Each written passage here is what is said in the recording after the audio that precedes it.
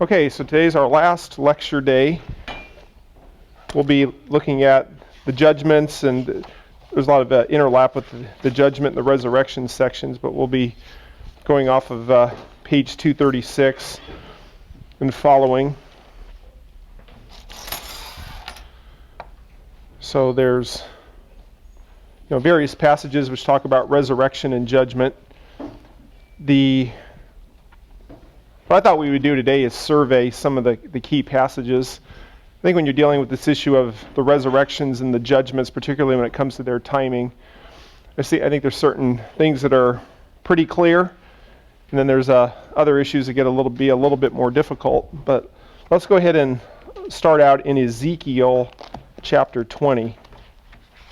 Ezekiel chapter 20. We'll be starting in verse 33. I think one thing's clear, if you believe the Bible, is that there's judgment that's coming.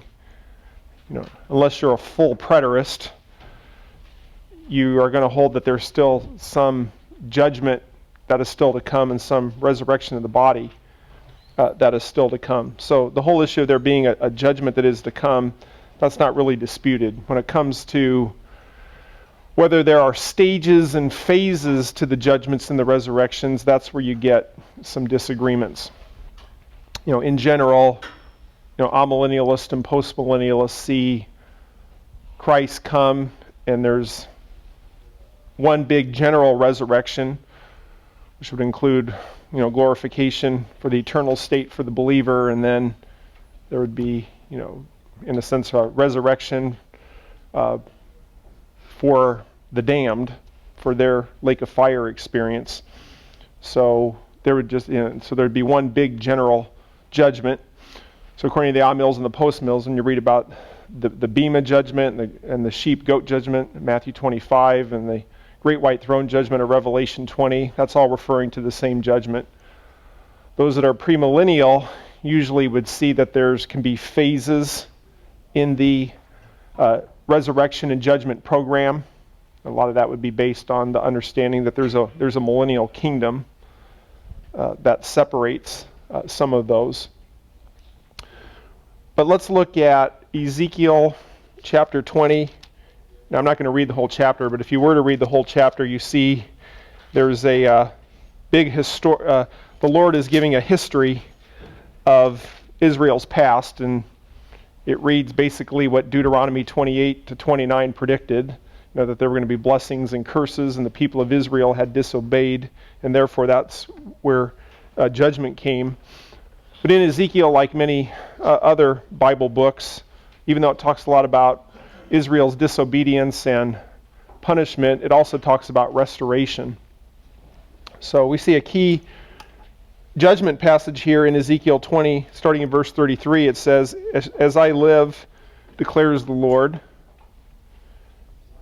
God, surely with a mighty hand and with an outstretched arm and with wrath poured out, I shall be king over you. I shall bring you out from the peoples and gather you from the lands where you are scattered." And whenever I see that kind of language about gathering, that seems to take me back to Deuteronomy 30. Remember, there was that prediction there that they would be scattered because of their disobedience, but they would be gathered. So they're going to be gathered.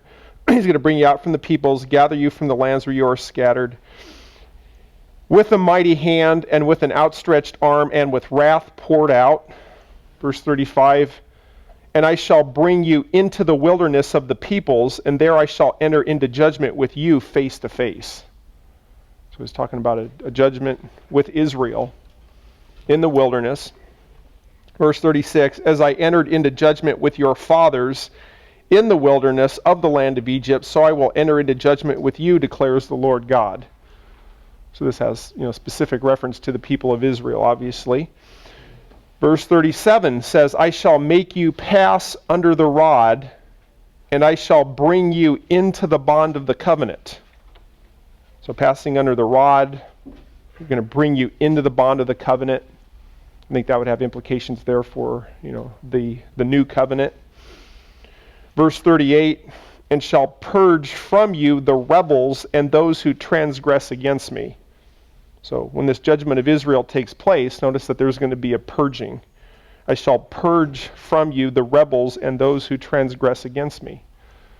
So there will be some who I would take it at the time, of the return of Christ. When there's a gathering of Israel, there will still be some unbelievers that will need to be dealt with. I shall bring them out of the land where they sojourn, but they will not enter the land of Israel. Thus you will know that I am the Lord God. As for you, O house of Israel, thus says the Lord God, go serve everyone his idols, but later you will surely listen to me. In my holy name, you will profane no longer with your gifts and with your idols. For on my holy mountain, on the high mountain of Israel, declares the Lord God, there the whole house of Israel, all of them will serve me in the land. There I shall accept them, and there I shall seek your contributions and the choicest of your gifts with all your holy things. And then if you notice in verse 42, it talks about, and you will know that I am the Lord when I bring you into the land of Israel, into the land which I swore to give to your forefathers. So notice in this eschatological, this is clearly an eschatological passage here, talking about the future. He's talking about a judgment here of Israel, purging out of the rebels. Notice also, too, there's several mentions of the land. So I think that's important. As you're reading the prophets, as you get later on, into the Old Testament, they're still talking about the land promise in regard to the new covenant. So I would still take that to be a literal reference to the land of Israel. So as I look at Ezekiel 20, I would see that as being one aspect of the judgment. We know that there's going to be other aspects because there's also going to be judgment of the nations as well. And there's other passages to consider, but this would definitely be a strategic passage of judgment in regard to Israel. Now, if you jump over to Daniel 12, another passage we'll mention here. We've seen this one before. But Daniel chapter 12 seems to be linking tribulation and resurrection and kingdom clustered together. In Daniel chapter 12, verse 1, it says, now at that time, Michael the great prince, who stands guard over the sons of your people, will arise. And there will be a time of distress, such as never occurred since there was a nation until that time. So I would take that time of distress there to be, what we talked about as the tribulation period. I think it'd be, linked with Daniel's 70th week. Remember in Jeremiah chapter 30, there was a period called a time of Jacob's trouble or a time of Jacob's distress. So you see, this is in regard to the people of Israel. It's the sons of your people. I don't think there's any reason to just transcend or spiritualize that to not refer to Israel. Notice it mentions, and at that time your people, everyone who is found written in the book will be rescued. Chapter 2, many of those who sleep in the dust of the ground will awake, these to everlasting life, but others to disgrace and everlasting contempt. Now here it mentions both, the positive and the negative. It's talking about those who sleep in the dust of the ground. So I think we're talking about resurrection. It talks about there will be those who awake, these to everlasting life, but others to disgrace and everlasting contempt. So it's talking about both of those there. Now there will be, like I said, you're going to get into the issue between premillennialists and amillennialists as to whether all of that takes place at the same time or not. I think it's pretty clear when you get to Revelation 20 with the discussion of the millennium that we're going to see that there's going to be phases within the judgment program. All right, now let's go to Joel. Let's jump a few books ahead to Joel. Now, if you're familiar with Joel, Joel is a book that's discussing the day of the Lord quite a bit. So I do think the reference to the day of the Lord in chapter 1 verse 15, may be a reference to a historical day of the Lord that actually took place in that time. But I think when you get to chapter 2, you start to see some things that would stretch it out to a future day of the Lord. But I mostly want to focus in on Joel chapter 3. But let's just read Joel 2:28 and following. Joel chapter 2 verse 28 says, "It will come about after this that I will pour out my spirit on all mankind," or all flesh. So there's a little bit of disagreement as to whether that's talking universally or perhaps specifically in regard to the people of Israel. But it is talking about a pouring out of the Spirit. I think that would have new covenant implications. It says, "And your sons and daughters will prophesy, your old men will dream dreams, your young men will see visions, even on the male and female servants. I will pour out my Spirit in those days. I will display wonders in the sky and on the earth, blood and fire and columns of smoke. The sun will be turned into darkness and the moon into blood before the great and awesome day of the Lord comes."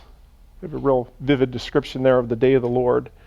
Verse 32, "And it will come about that whoever calls on the name of the Lord will be delivered. For on Mount Zion and in Jerusalem there will be those who escape, as the Lord has said, even among the survivors whom the Lord calls." Now what you have here is when you hit chapter 3, this is another one of these judgment passages. And this seems to have reference here to the judgment of the Gentiles. Ezekiel 20 seemed to talk about pretty specifically in regard to Israel.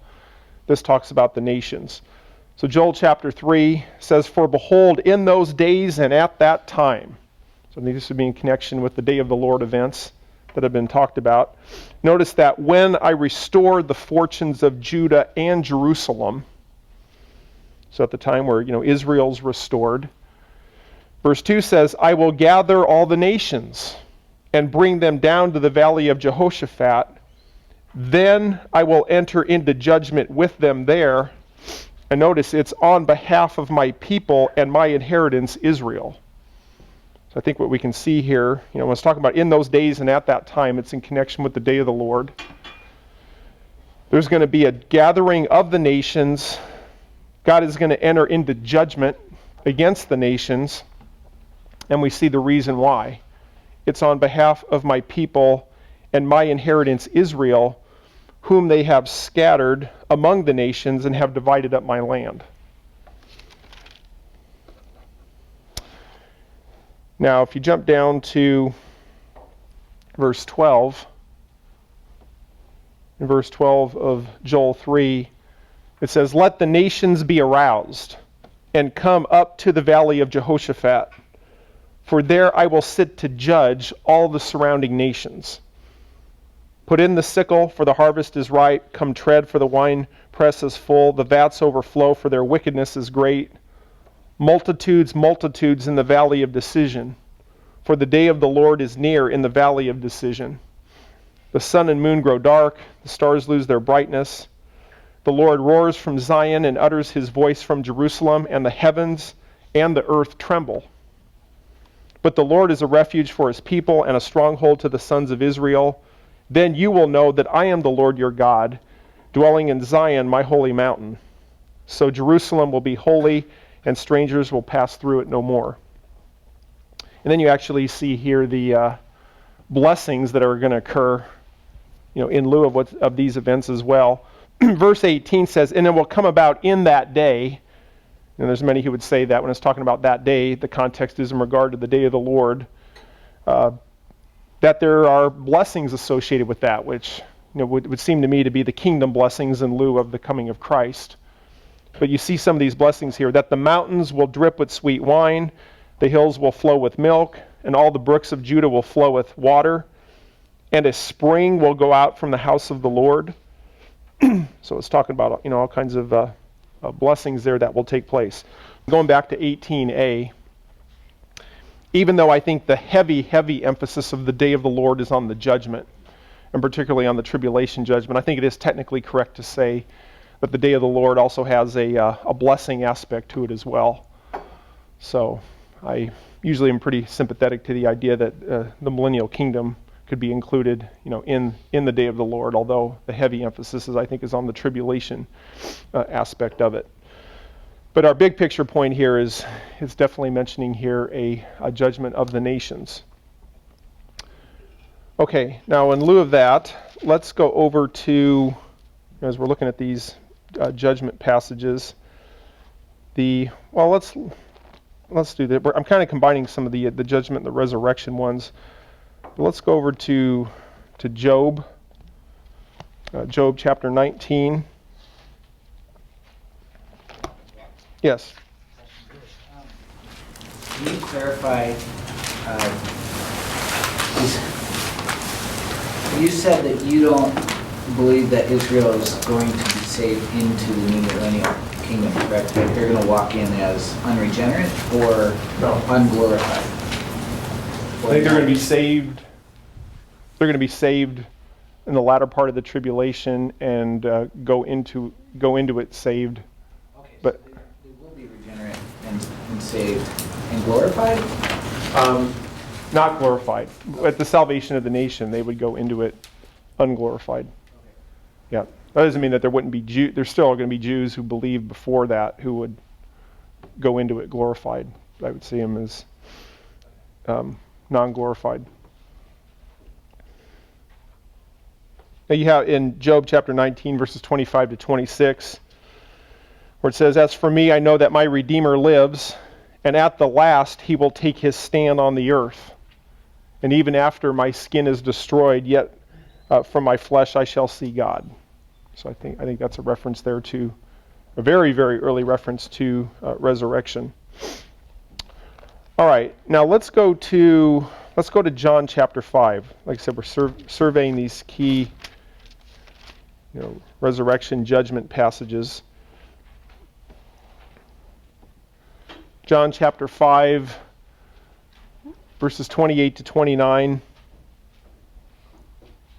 Jesus makes the statement here, "Do not marvel at this, for an hour is coming in which all who are in the tombs will hear his voice and will come forth. Those who did the good deeds to a resurrection of life, those who committed the evil deeds to a resurrection of judgment." So there's an explicit statement there of judgment, both for the righteous, the resurrection of life, and then we see a resurrection for those who have done evil deeds unto judgment. Now, if you come over to Matthew 25, which again is part of the Olivet Discourse, this is all of Matthew 25 is a big judgment passage. We've already covered Matthew chapter 24, we're getting all those details and predictions and discussion of the prophecies relating to the second coming of Christ. When you get to Matthew chapter 25, this is where you're dealing with judgment. You have the parable of the 10 virgins. The way that this lays out, if you're looking at it in section, you have the parable of the 10 virgins in 25, 1 to 13.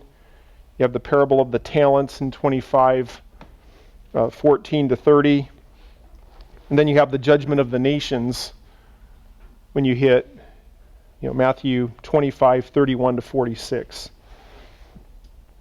When you look at the 10 virgins, it says, "Then the kingdom of heaven will be comparable to 10 virgins who took their lamps and went out to meet the bridegroom." We see that 5 of them were foolish and 5 were prudent. "For when the foolish took their lamps, they took no oil with them, but the prudent took oil in flasks along with their lamps. Now while the bridegroom was delaying, they all got drowsy and began to sleep. But at midnight there was a shout, 'Behold, the bridegroom come out to meet him.' Then all those virgins rose and trimmed their lamps. The foolish said to the prudent, 'Give us some of your oil, for our lamps are going out.' But the prudent answered, 'No, there will not be enough for us. And you too, go instead to the dealers and buy some for yourselves.' And while they were going away to make the purchase, the bridegroom came, and those who were ready went in with him to the wedding feast, and the door was shut. Later the other virgins also came, saying, 'Lord, open up to us.' But he answered, 'Truly I say to you, I do not know. Be on the alert then, for you do not know the day nor the hour.'" So, the big picture point there is being, ready for the Lord's return. And then the same with are pretty similar with the parable of the talents, where you're going to be dealing with stewardship, accountability for how we acted. And then when the Lord comes, there's going to be a rewarding for those things. Then when you get to Matthew 25:31, this is where you have the sheep-goat judgment. This specifically is in relation to the Gentiles. So it says in Matthew 25:31, but when the Son of Man comes in his glory and all the angels with him, then he will sit on his glorious throne. I think we've referred to this verse many times throughout this class as we were discussing the Davidic covenant and the kingdom several times. But again, placing it at the second coming. Son of Man comes in his glory. He's with the angels. He sits on his glorious throne. As I told you, that's where I think the Davidic throne is assumed. And then it says in verse 32 that all the nations will be gathered before him, and he will separate them from one another as the shepherd separates the sheep from the goats. So I've usually taken this judgment to be pretty parallel to Joel 3. So I think when he's talking about all the nations there, I think the references there is, in regard to the Gentile nations. Now we know from Ezekiel 20 that there's also going to be a specific judgment of Israel. That's still to come as well. So I personally would take the sheep-goat judgment to be in reference to the Gentile nations. Yep, Nathan. So that would be the Gentile nations after the tribulation. Mm-hmm. And then the 10 virgins, is that more of a passage talking about being ready in light of the rapture, or being after the rapture? I've usually, now on this one there's some significant difference on who this is. I would say, first of all, I don't think it's in reference to the rapture. Although I wouldn't say that there's no application of that, but I think this is within, specifically within the context within the day of the Lord. So I would take this in lieu. My personal view, although this is disputed, I think this may have most relevance to Israel's call to be ready. I don't think it necessarily doesn't mean that it doesn't have application beyond that. But usually when I've looked at Matthew 25, I've seen the judgment with the 10 virgins and the talents to have perhaps most specific relevance to Israel. And then, and part of the reason I say that is because when you get to verse 31, that it starts to discuss the judgment of the nations. I'm not going to die on that hill. But I would say, like in general, as I'm putting pieces together, I would link the first half of Matthew 25, particularly to the Ezekiel 20 reference, and then when Matthew 25:31, more specifically in regard to the Joel. I certainly think that if you're a Gentile, and particularly if you're a Gentile in the tribulation period, I think this is relevant as well. But I'm just saying, I think there's a call here for both Israel and the Gentiles to be ready in lieu of his coming. So, if somebody disagrees with me and say, no, I think Gentiles are specifically in view, I usually don't fight them over that in regard to the 10 virgins and the talents, but I think together it encompasses both Israel and the nations.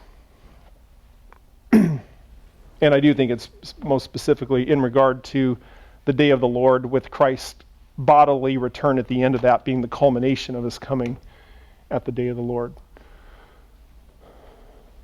Okay, so with this judgment of the Gentiles here, I just want to point out here, it's dealing with the nations, and he's separating them, like the sheep from the goats. I want you to note something here. One of the more, probably not one of the more, but I think probably the most controversial aspect of the timing of the judgments is going to be the similarities and dissimilarities between the sheep-goat judgment and the great white throne judgment. So this is one of those areas where premills and amills have a significant difference.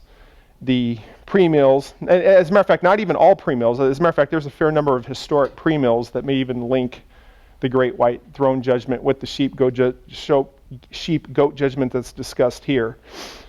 But premillennialists will usually see these as different events. I think a lot of it is going to come down I guess in a sense, to the chronology of what you're seeing in the book of Revelation.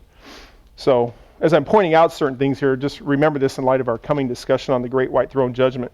But notice it does say here, I think verse 31 is, when it comes to the timing of it, when the Son of Man comes in his glory with his angels, that's when all the nations will be gathered before him. So it seems to me this is in relation to the kingdom, entering the kingdom in lieu of Christ's coming, which if you're premillennial would seem to me to be entrance into the millennial kingdom. So he says in verse 34, then the king will say, to those on his right, come you who are blessed of my Father, inherit the kingdom prepared for you from the foundation of the world. For I was hungry, and you gave me something to eat. I was thirsty, and you gave me something to drink. I was a stranger, you invited me in. Naked, and you clothed me. I was sick, and you visited me. I was in prison, and you came to me. Then the righteous will answer him, Lord, when did we see you hungry and feed you, or thirsty and give you something to drink? And when did we see you a stranger and invite you in, or naked and clothe you? When did we see you sick or in prison and come to you? And the king will answer and say to them, truly, truly, or just truly, truly, I say to you, to the extent that you did it to one of these brothers of mine, even the least of them, you did it to me. And then in verse 41, it says, then he will also say to those on his left, depart from me, accursed ones, into the eternal fire, which has been prepared for the devil and his angels. So he mentions here, eternal fire, which is the destiny here, which one of the things you have to think through, this is where it gets a little more complicated and tricky, is the relationship between Hades and the lake of fire. We believe, based on Luke 16 and other passages, that Hades is the destiny for people that die who don't know God. It's the place of temporary punishment, just like a believer goes to the third heaven or paradise. Unbelievers go to Hades. Here you see here that the judgment that's taken place of the nations, the destiny here is the eternal fire. So, at that particular time, is this the lake of fire judgment? We have to try to see what's harmonizing with Revelation chapter 20, but it does talk about eternal fire. Another thing you have to think through this particular judgment is this. If you're going to take this as being the same as the Great White Throne Judgment, that this would be a judgment of all people at this particular time. It seems to me that this particular judgment, especially in relation to the nations who survived the tribulation period. When we get to Revelation 20, you'll see that there's a 1,000-year period, and then there's a resurrection of the dead. It seems to me that this judgment is taking place in lieu of those that are living, to see who enters the kingdom. So, all right, now in lieu of that, let's go to some of the other key passages. Let's go to 1 Corinthians 3. 1 Corinthians chapter 3.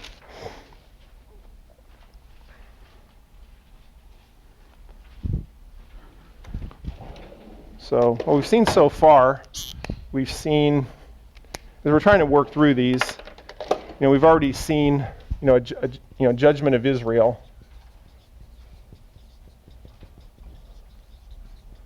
We saw that with Ezekiel 20. Talked about the judgment of the nations, Joel 3, Matthew 25, 31 to 46. Like I said, I personally, with the first half of Matthew 25, might even add the parable of the 10 virgins and the other parable in regard to that. But like I said, that's a little bit more iffy, but I personally would hold to that. Okay, then another one that we need to talk about is the Bema judgment. And this is talked about in 1 Corinthians 3, 2 Corinthians 5:10. So if you look in 1 Corinthians 3,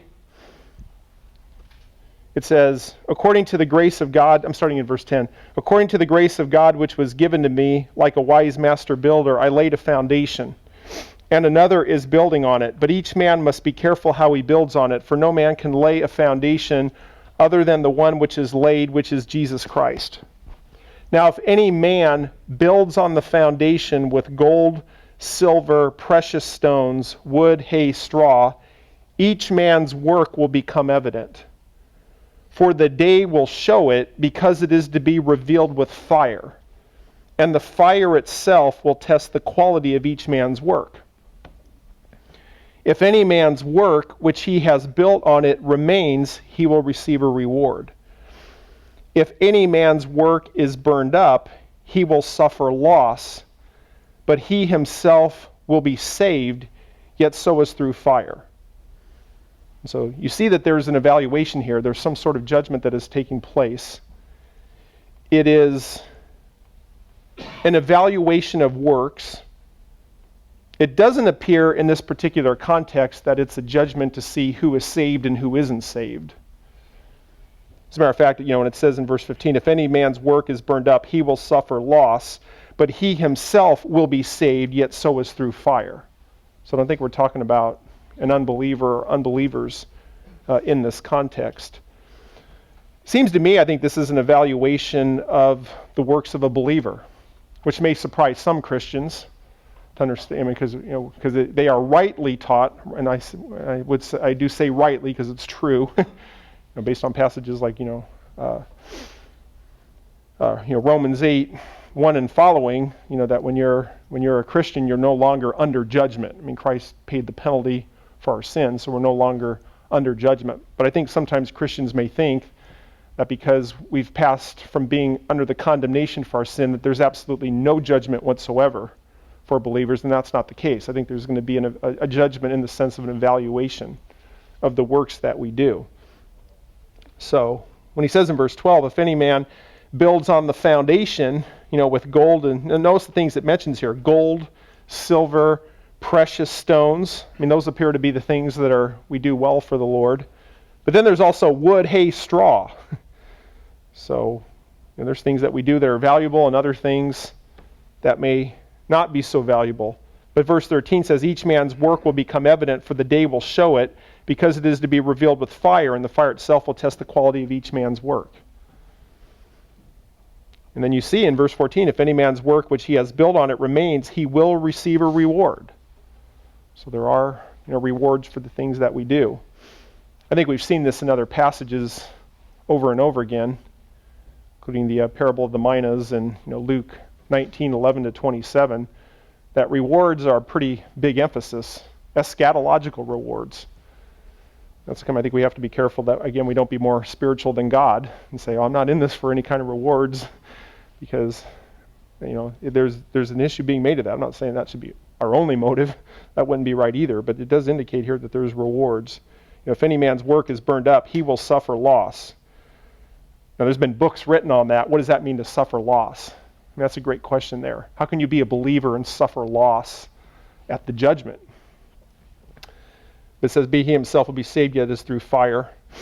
My personal thoughts on the suffering loss, again, I don't know for sure, but it seems to me that if your works are being evaluated and you have certain things that are gold, silver, and precious stones, and then other things that are wood, hay, and straw, it would seem to me to be, as the less valuable or bad things are pointed out, there would be a sense of loss.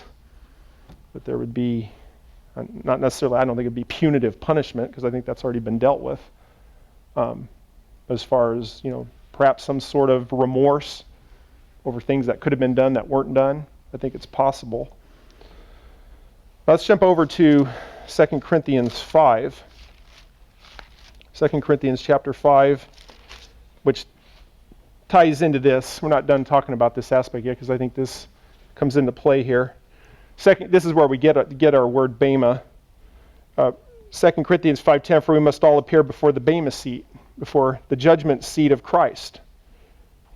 So, matter of fact, I think Christ before Pilate was before a Bema, so it's a judgment seat.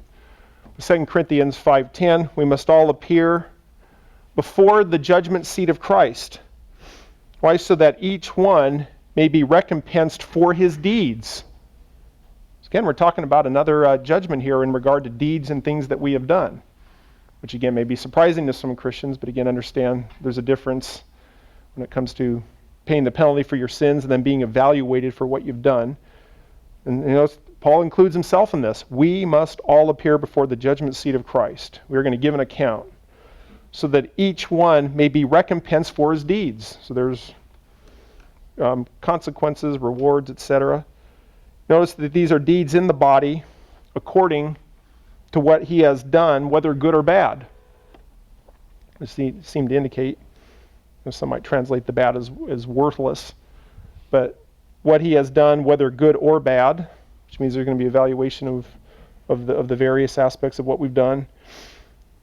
And then verse 11, therefore knowing the fear of the Lord, we persuade men.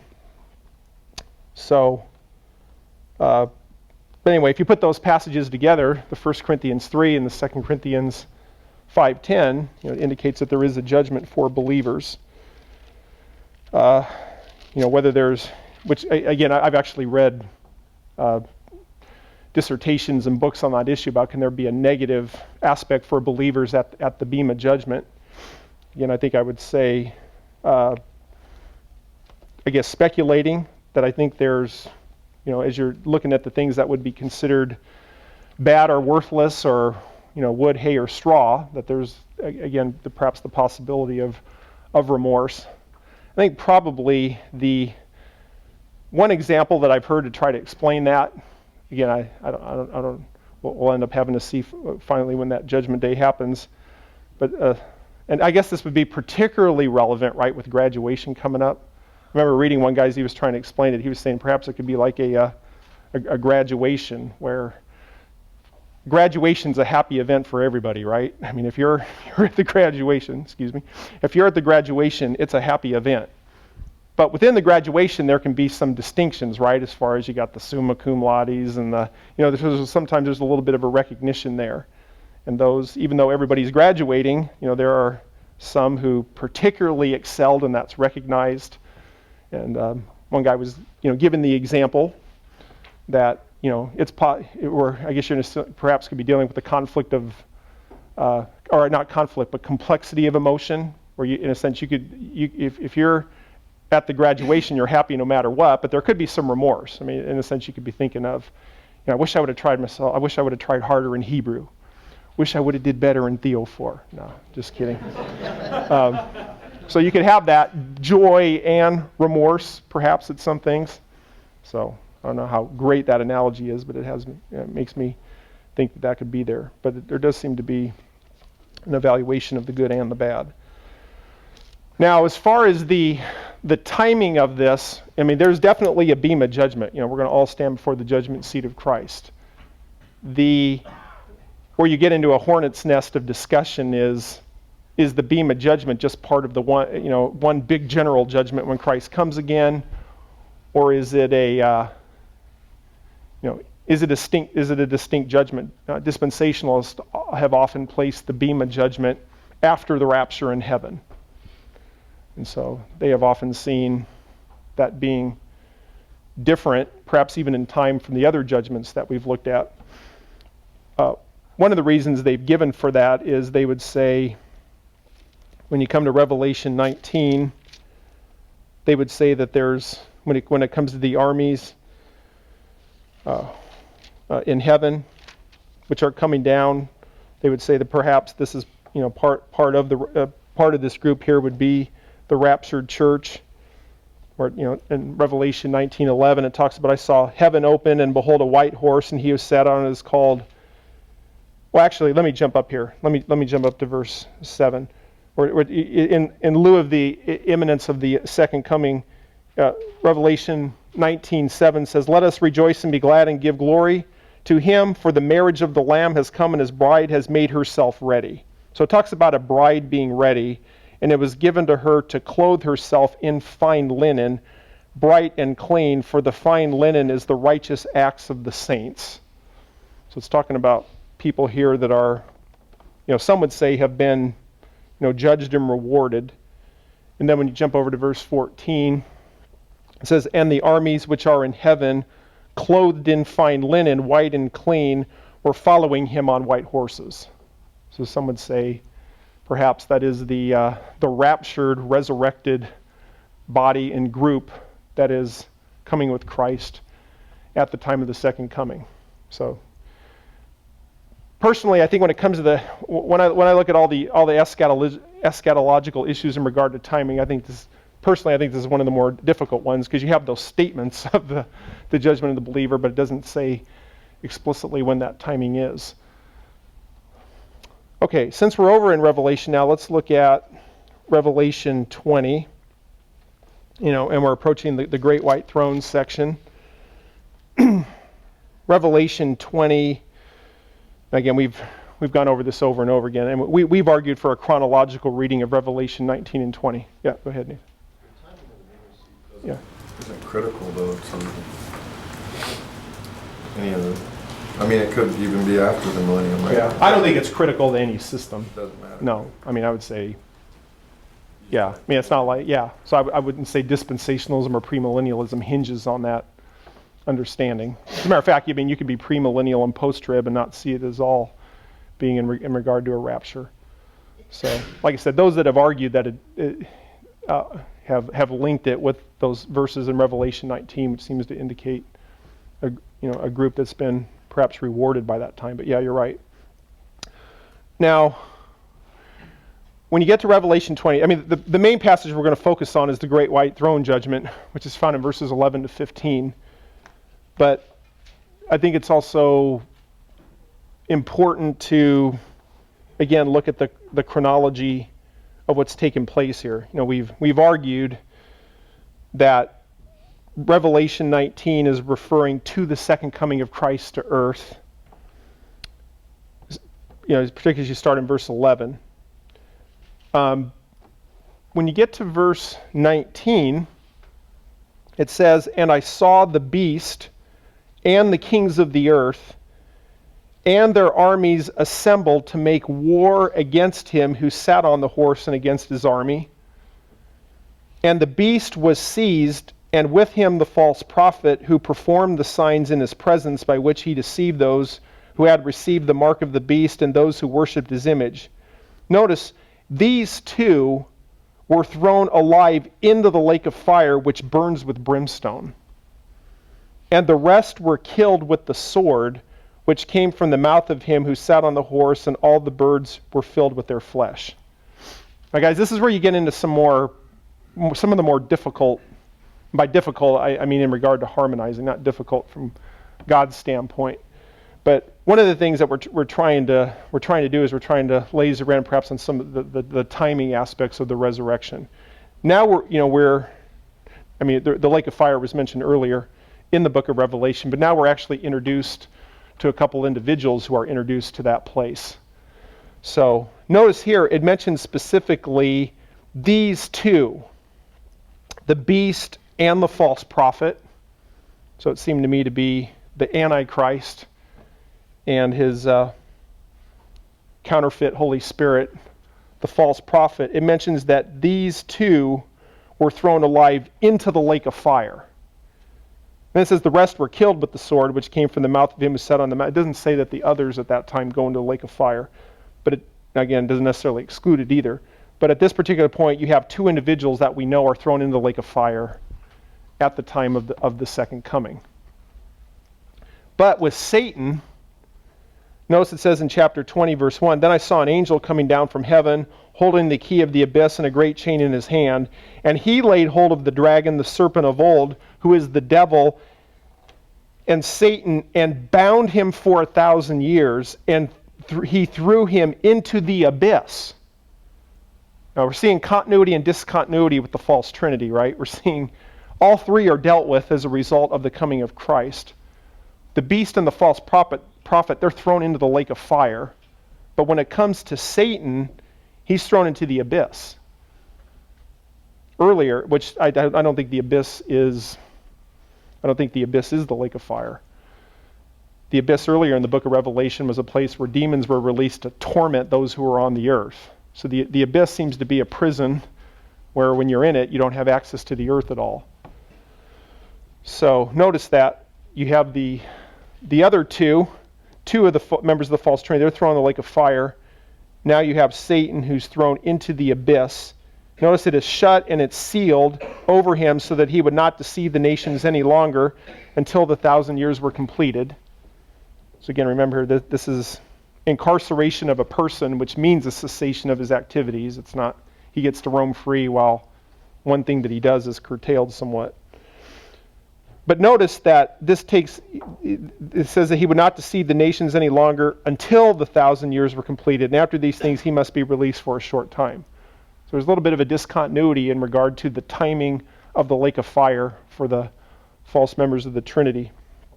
And then, we looked at this fairly recently, but verses 4 and 5, then I saw thrones and they sat on them and judgment was given to them. So in lieu of the second coming, there are saints who are reigning. And then you hear about the martyrs. The martyrs who were killed in Revelation 6. It says, and I saw the souls of those who had been beheaded because of the testimony of Jesus and because of the word of God, and those who had not worshipped the beast or his image and had not received the mark on their forehead and on their hand, and they came to life and reigned with Christ for 1,000 years. So we're seeing that this group comes to life, reigns with Christ for 1,000 years. But then you have that important part in verse 5. The rest of the dead did not come to life.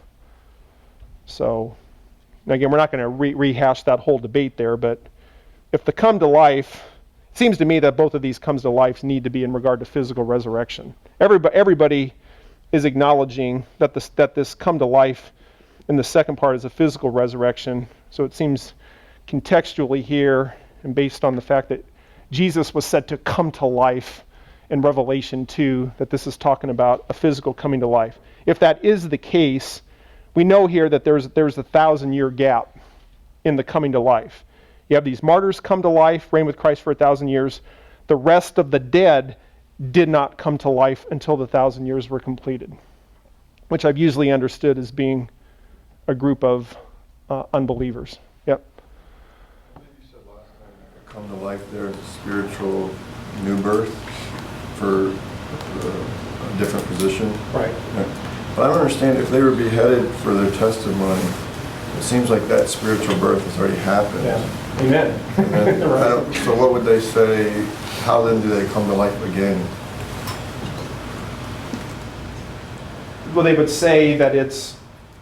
It seems like Personally, I don't think there's a good answer to that, because contextually it is those that had physically died. I mean, they're going to argue, some of them are going to argue, or a lot of them are going to argue that it's regeneration, and are going to appeal to other passages where, like in John, where it can talk about people being alive spiritually and then talk later about physical judgment.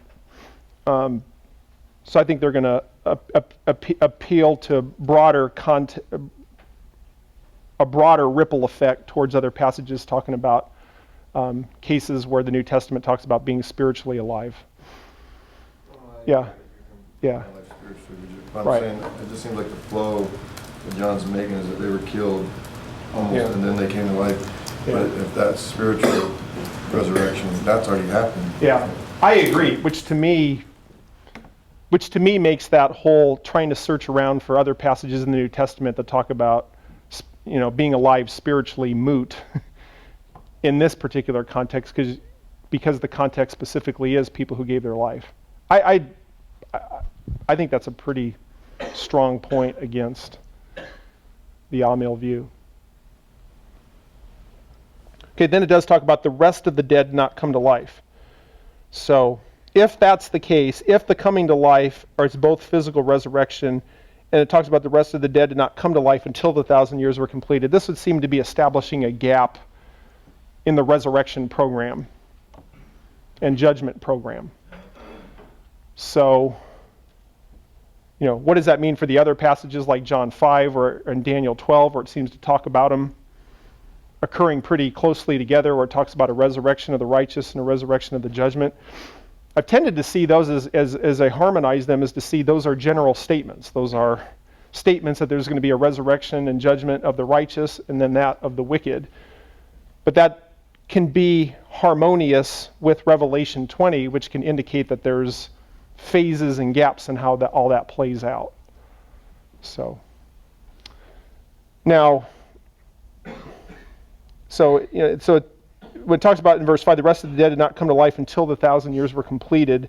This is the first resurrection. Blessed and holy is the one who has a part in the first resurrection. Over these the second death has no power. Seems to me that the second death is going to come after the 1,000 years. Now when you get to verse 7, it says, when the 1,000 years are completed, Satan will be released from his prison. So notice, unlike the other two members of the Trinity, he gets 1,000 years in prison, then he gets to be released. Now it says in verse 8, and will come out to deceive the nations which are in the four corners of the earth, Gog and Magog. Now that takes you, Magog reference takes you back to Ezekiel 38 and 39, where it's talking about nations coming against Israel, which appears to be in safety at that particular time. Talks about Gog and Magog to gather them together for the war. The number of them is like the sand of the seashore. And I know we didn't get a chance to spend a lot of time in Ezekiel 38 and 39, but the Gog and Magog invasion of Ezekiel 38 and 39, there's several different understandings of when that Gog-Magog invasion is going to take place. Some would see it as taking place in the early part of the tribulation. Others would see it taking part in the middle or the latter part of the tribulation. I've actually changed my view on that. I think Ezekiel 38 and 39 is fulfilled at the end of the millennium. I think when he mentions Gog-Magog here, this is a literal fulfillment of Ezekiel 38 and 39. The biggest problem with that particular view is it mentions the weapons of that are left over at the end of the destruction. It will take years for them to be buried. And so some would say, well, that puts you into the eternal state. But again, I'm not so sure that there couldn't be some sort of gap of time between the millennium and the eternal state. But anyway, I'm just letting you know, I would see the Gog-Magog invasion of Ezekiel 38 and 39 as being fulfilled at this particular time, which seems to be what John is saying. So, and at that time, Israel's in peace because they're living under the reign of the Messiah. But it says, and it will come about to deceive the nations which are in the four corners of the earth, Gog and Magog, to gather them together for the war. The number of them is like the sand of the seashore. And they came up on the broad plain of the earth and surrounded the camp of the saints and the beloved city. I would take it the beloved city there to be Jerusalem, which seems to me to indicate that there is still some theological significance to Jerusalem even before the descent of the final New Jerusalem, which will be coming in Revelation 21. They're coming, at the end here. They're surrounding the camp of the saints and the beloved city. And just like the Gog-Magog of Ezekiel 38 and 39, fire came down from heaven and devoured them. This is not a long war with many battles. This is an immediate execution. Some who are not inclined towards premillennialism will say that if you take a premillennial view of this is a humiliation of Christ. That Christ has come, he's reigning, and then there's a revolt. And supposedly any kind of revolt would mean that's a humiliation for Christ. I don't think that at all. He is going to rule with a rod of iron. He's going to rule over his enemies. When this rebellion takes place, it's immediately dealt with execution. That doesn't seem to me to be a humiliation, but a demonstration of power. Okay, and then in verse 10, and the devil who deceived them was thrown into the lake of fire. Now that's interesting here. Now the devil is thrown into the lake of fire. So if you're dealing with Revelation, remember 19, beast, false prophet, lake of fire. Satan thrown into prison, into the abyss. 1,000 years later, he's allowed to join the to lead up the Gog-Magog revolt. That's immediately dealt with. But then it tells us that the devil who deceived them was thrown into the lake of fire. So it seems to me that there's a gap of time between the first two members going into the lake of fire and now Satan being thrown into the lake of fire. Notice it also mentions that when he's thrown here into the lake of fire and brimstone, where the beast and the false prophet are also. It's okay, he's joining them now, where they've been. and they will be tormented day and night forever. Okay, now you focus in on what we call the Great White Throne Judgment.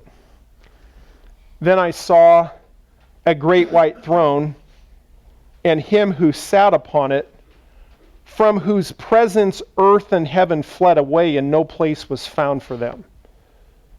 So it mentions here a great white throne, him who sat upon it. Notice the mentioning here, whose presence earth and heaven fled away. What does that mean? Does that mean outer space? I mean, is this a judgment? I'm going to be honest with some of these details here. I mean, I don't have 100% conviction on some of these things. I mean, to me, it could either mean that, yeah, there's a sense in which, literally earth and heaven fled away, and this is kind of like in a, at least for the time being, kind of like in a spaceless, timeless sort of environment. By the way, I do believe in time and space on the new earth. I'm just saying perhaps for this particular judgment, there could be some sort of suspension of those things. Or it could be when earth and heaven fled away, that's a statement that there's no way to hide. According to Revelation 6, people want to hide in the rocks and the mountains, but there's nothing, there's nowhere you can go. Everything is exposed. So it could be one or the other. And then in verse 12, and I saw the dead. Notice it mentions here the dead. Seems like in Matthew 25, appears to be living. When people, as I told you before, my view of Matthew 25 would be there's a judgment of living Israel and living Gentiles at the time of the Matthew 25 judgment. Here it's talking about, I saw the dead, the great and the small. And I think great and small there isn't necessarily referring to your height, but to your perhaps social status in life, whether you were a king or the lowest slave. You're before the throne, standing before the throne, and books were opened. So you have plural. You have plural here. Books were opened, and then a singular book, and another book was opened, which is life, or the book of life. And it mentions here, and the dead were judged from the things which were written in the books according to their deeds. So notice the dead were judged from the things which were written in the books according to their deeds. So another judgment based on deeds. And I do have to read verse 13 where it says, notice here, and the sea gave up the dead which were in it, and death and Hades gave up the dead which were in them, and they were judged every one of them according to their deeds. So it mentions here the sea giving up its dead, and even more so than today, sea in the ancient world viewed as a very scary, awesome thing. Lots of people lost in shipwrecks and storms and those sorts of things. So, now I will say, when you looked at the end of verse 11, it talked about earth and heaven fled away, but now in verse 13 it's telling you the sea gave up its dead. So, does that perhaps lean towards the view that earth and heaven fleeing away is more in the sense of, anything that could hide anybody doesn't do that anymore? Or as part of heaven and earth fleeing away, is there a sense in which the sea is giving up its dead? We're getting at that issue as to whether this is kind of like a suspended in space sort of judgment or not. I think it's somewhat hard to say. You get different people saying different things. So the sea gave up its dead. You also see Hades gave up the dead. I think Hades is where unbelievers go to now. So it seems like people are the dead, whether they died at sea, and those that are in Hades, they're brought before the throne. Every one of them, they were judged, every one of them according to their deeds. Then death and Hades were thrown into the lake of fire. So death and Hades are personified here. They're thrown into the lake of fire. This is the second death, the lake of fire. And if anyone's name was not found written in the book of life, he was thrown into the lake of fire. So what we do know here is that there are people before this great white throne, and that there are people whose names are not written in the book of life. They're judged according to their deeds. They get what they deserve. And there are some, if a person's name is not found written in the book of life, he was thrown into the lake of fire. Where there's a large amount of disagreement on this is who is present at the great white throne judgment. If you take the view that when Jesus comes, there's one big general judgment, the great white throne judgment includes everybody who's ever lived. And therefore, you would actually, you would even have believers who are at the great white throne. As a matter of fact, the Bema judgment is taking place at the great white throne. So remember, if you have the a-mill, post-mill view, all of these judgments are taking place in regard to Revelation 20, which therefore means that what Jesus talked about in Matthew 25 is the same judgment as the great white throne. The best argument for that view would be, is it does mention here the lake of fire, or the fiery judgment that is to come. Verse 15, they were thrown into the lake of fire. Jesus mentioned eternal fire in Matthew 25. So some would say, based on that, they must be referring to the same event.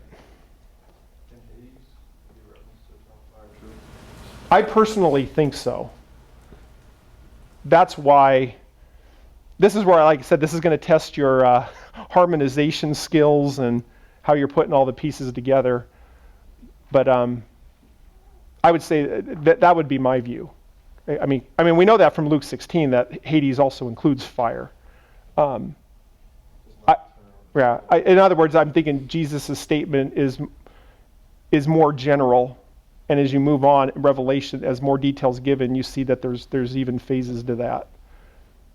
I would say the heavy evidence for premillennialism, particularly from Revelation 24 and 5, indicates that there has to be some sort of gap.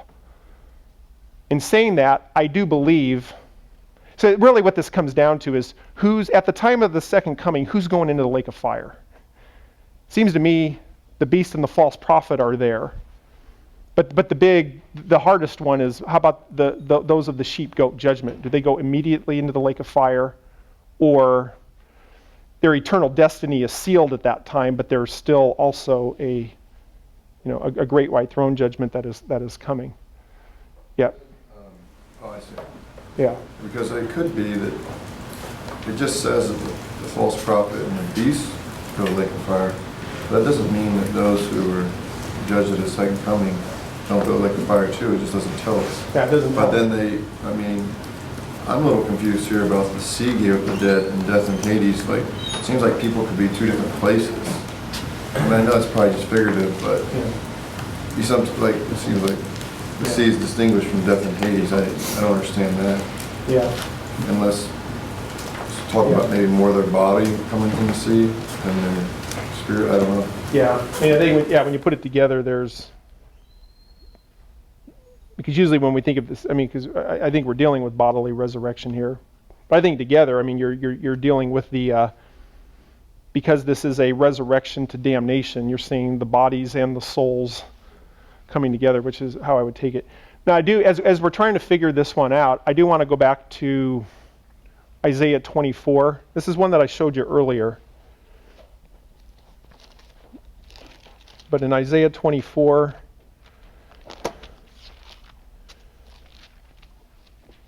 it says, now again, remember, I'm going to appeal to the context of Isaiah 24, that this is a global day of the Lord judgment taking place on the nations. And again, if you just read the whole, if you read, the first 6 verses, it's pretty clear that the earth is polluted by its inhabitants because they've transgressed God's laws. So, and coming off of Isaiah 13 to 23, which is talking about the nations, this is like a global judgment. But then, when you hit Isaiah 24:19, where it says the earth is broken asunder, the earth is split through, the earth is shaken violently, the earth reels to and fro like a drunkard, it totters like a shack, for its transgression is heavy upon it, and it will fall never to rise again. So, this is day of the Lord, cosmic signs, earthquakes, all of that. But then in verse 21, so it will happen in that day that the Lord will punish the host of heaven on high, which I would take to mean evil spiritual forces, and the kings of the earth on earth. Well, the kings of the earth are specifically mentioned in Revelation 19.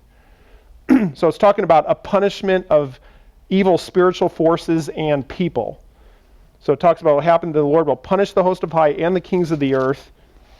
And then in verse 22, it talks about the fact that they will be gathered together like prisoners in the dungeon and will be confined in prison, and after many days they will be punished. Now, from what we saw, that fits really nicely with Satan, right? And the evil forces. I mean, that's pretty clear from the Revelation 19 and 20 chronology there. I mean, Satan is sent to the abyss, according to Revelation 20. And then after many days, after 1,000 years, he's sent to the lake of fire. It also mentions here, but it also mentions in verse 21 that this includes the kings of the earth. It seems to be talking about people being involved with that as well. So I guess as I'm thinking through this issue, when I'm just looking at Isaiah 24 and Revelation 20, it does seem like there's a gap of time until the final judgment of the unbelievers. So that's I think when it comes down to it, is I'm harmonizing this difficult issue. I do think that Jesus' statement in Matthew 25 about the eternal fire may be more of a general statement, which obviously the lake of fire is going to be the destiny. When we look back, when we're into eternity future, the millennium is going to be a little dot of time. Eternity, the eternal state, and the lake of fire are going to be, prominent time-wise. So, I guess what I'm saying here is when I look at Matthew 25, 31 to 46, and I look at Revelation 20, 11 to 15, I think I see enough differences to conclude that they're different. Another thing that you have to deal with when you're back in Revelation 20 is who are the people that are associated with here? Is this just a judgment of the damned, or is everybody there? It seems like from the early part of Revelation that you've already had certain people resurrected and rewarded. As I bring in my theology from other areas, it seems like the church has already been resurrected and rewarded. It seems like, again, one of the purposes of the millennium is for Israel to experience the blessings of the covenants and the promises. So it would seem like the church should be there, saved Israel. Tribulation saints have already been rewarded. So I guess in a nutshell, what I'm saying is I've usually taken Revelation 20, 11 to 15 to be a judgment only of the damned. The reason why some would contest that is because it also mentions the book of life. So, so when it talks about if anyone's name in verse 15 was not found written in the book of life, he was thrown in the lake of fire. So some would say, okay, well that means that there were people who were there whose names were in the book of life and they weren't cast in the lake of fire. I've tended to view this passage more as there's a double witness here of the unbelievers. The books are revealing their deeds, and it's also true that they're not found in the book of life. Together, that's part of the witness, which leads to their lake of fire judgment. So I'm going to admit that there's some difficult issues here, but I think Revelation 20, I think the great white throne is for all unbelievers at the end of time. And I think the sheep-goat judgment would be a judgment of the nations before the millennium starts. All right, any questions on that? Of which there should be about 10. But I think those are some of the major judgments there. You guys gonna let me off easy on this one? Or is this just, hey, it's finals week, sort of thing? So be aware of those issues. Like I said, to me, is there a judgment of Israel that is coming? That's absolutely clear. I think, and I think that's, in regard to the the entering of the millennial kingdom. Is there a judgment of Gentile nations that is coming? I think that's really clear. Is there a judgment of the believers' works? Absolutely. But when it comes to the timing of that, that's harder. Is it, those who believe in a pre-trib rapture would say it's taking place in heaven, even before the second coming. If you're a post-trib, premillennialist, you could say, no, that could be taking place with the judgments at the time of the second coming. Of course, if you're amill or post-mill, you would see all of this is taking place at the time of the Great White Throne Judgment, of which there would not be a millennium before it. It's just at the time of the second coming. So I guess I should have mentioned up here the Great White Throne.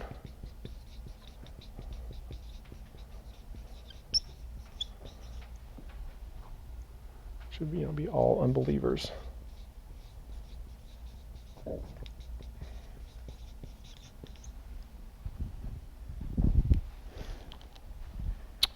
Okay. Any questions on that? Yeah. I studied Revelation 20, the Great White Throne, but it seems like it says the soul of the dead, it's like all the dead, right? And books, plural, were open. Right. And then he says, and then I saw another book, the Book of Life, right? Right. But then he says, and the dead were judged, so I'm still taking to be all the dead. Right. By the books, plural again. Right. And it seems like it's only speaking of unbelievers, because that's the dead that was raised.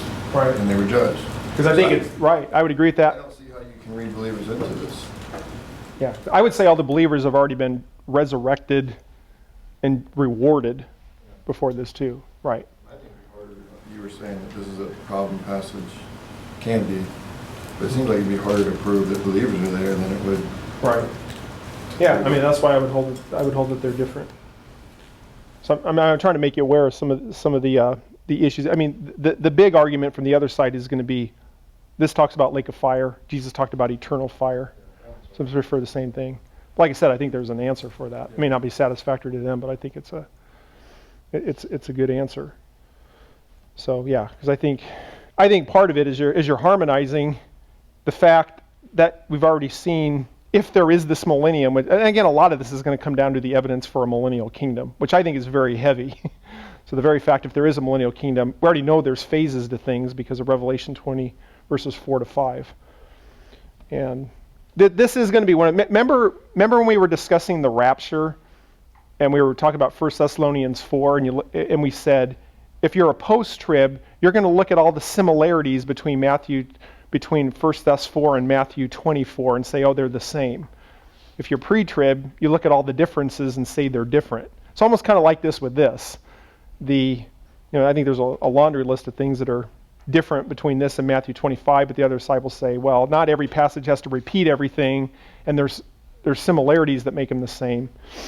I personally would see more differences.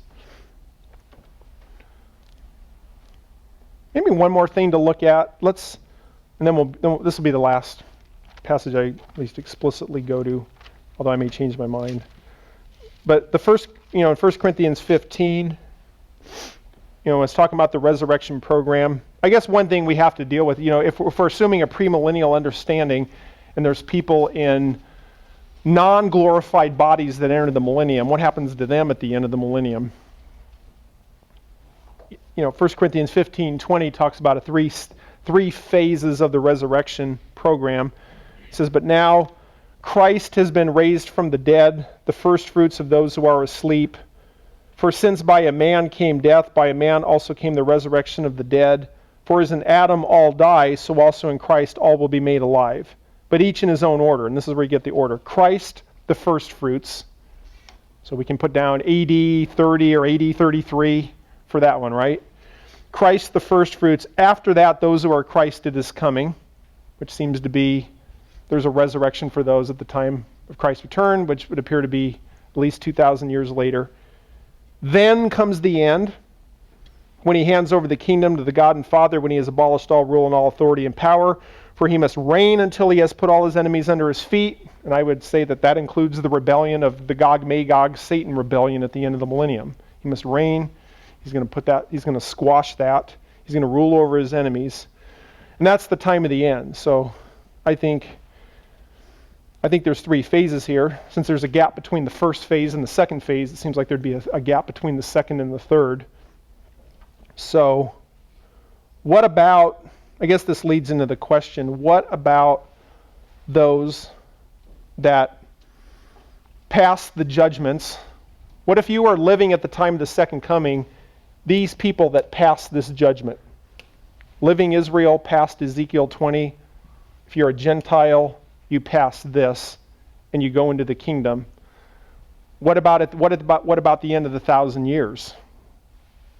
So, if you read Dr. Thomas's commentary, at the very end, he sees them as going into the eternal state in non-glorified bodies, and they're the nations, and there's actually population and procreation in the eternal state,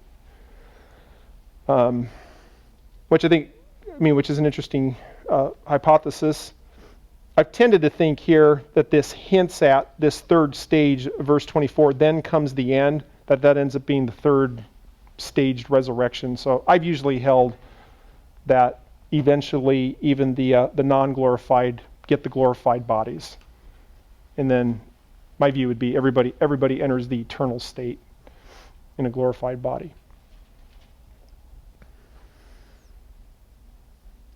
All right, any thoughts? Yep. You said there's 3 stages. Christ, the first fruits, 80-30. Yeah. Then it is coming. Are you referring that to be not only the rapture, because believers will be resurrected, but also when he actually touches down? Yeah, I would say it includes the day of the Lord coming, which is multifaceted, which I would say includes the rapture, resurrection of dead Old Testament saints and martyrs. So So in a sense, I would see that within this phase, within Paul's chronology, the second phase is including those within a pretty short period of time, including the rapture. And the third comes in, that could include those who went into the millennium in non-glorified bodies, and the resurrection of unbelievers of all time. I would say that's possible, but I think since I think in this particular context, it's a very positive context. I think he's sticking with believers. So I would say, I'm not dogmatic on it, but I would tend to view it as more in regard to people that entered the kingdom in non-glorified bodies, and perhaps those that were born into it and then saved. They'd be part of that third phase. Okay, any other? Yeah, Mark. It's Revelation 22, verse 2. What is the purpose of the healing leaves? Healing of the nations? Yeah. Yeah, it's Does linked. that tie in with what you're talking about? I think it's good evidence for the continuation of nations as we know them today. Yeah, in other words, the healing, what's the healing about? Now you got to remember in Revelation 21:24 talks about, now this is talking about the new earth and the new Jerusalem. It says the nations will walk by the light of the new Jerusalem. The kings of the earth will bring their glory into it. So it seems to me there's geopolitical nations with leaders. Verse 26, they will bring the glory and the honor of the nations into it. So people they're making contributions to the new Jerusalem. But then in verse 2, it says, in the middle of its street and on either side of the river was the tree of life, which appears for the first time since the Garden of Eden. It's bearing 12 kinds of fruit, yielding its fruit every month, which indicates there's time and months going on. And the leaves of the tree were for the healing of the nations. I think the word there, if I'm not mistaken, is linked to the word for therapeutic, which would seem to me that there's something about the leaves of the tree of life which are God's means for maintaining the harmony of the nations.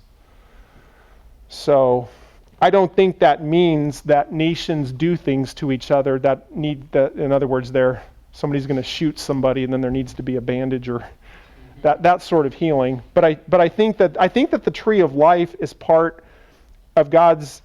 It's. I also want to be careful of this terminology, but almost like a participatory sort of act of worship or something that is linked with the experiences of the eternal state. So it's somehow linked with I would call it the harmony and the well-being of the nations. There's something about that, which takes you back to the Garden of Eden. Remember that Adam and Eve could eat from every tree, including the tree of life. They weren't to eat of the tree of the knowledge of good and evil. So that whether there's some sort of, I guess this leads into the broader question, are believers granted inherent immortality, or does the continuing immortality consist of via means of the tree of life and participation in it? So I don't know what the answer to that is, but there's something about it that helps maintain. And I would say the fact that it's the leaves of the tree were for the healing of the nations, I think that would perhaps hint at continuity of previous nations before, in other words, the nations that used to be at war with each other are now in a state of harmony. And the leaves of the tree are part of the process of that. So that's about the best I can do. But I do think there's something about participation in the tree of life that is significant somehow. I would see the tree of life as both symbolic and it literally maintains what God wants it to maintain.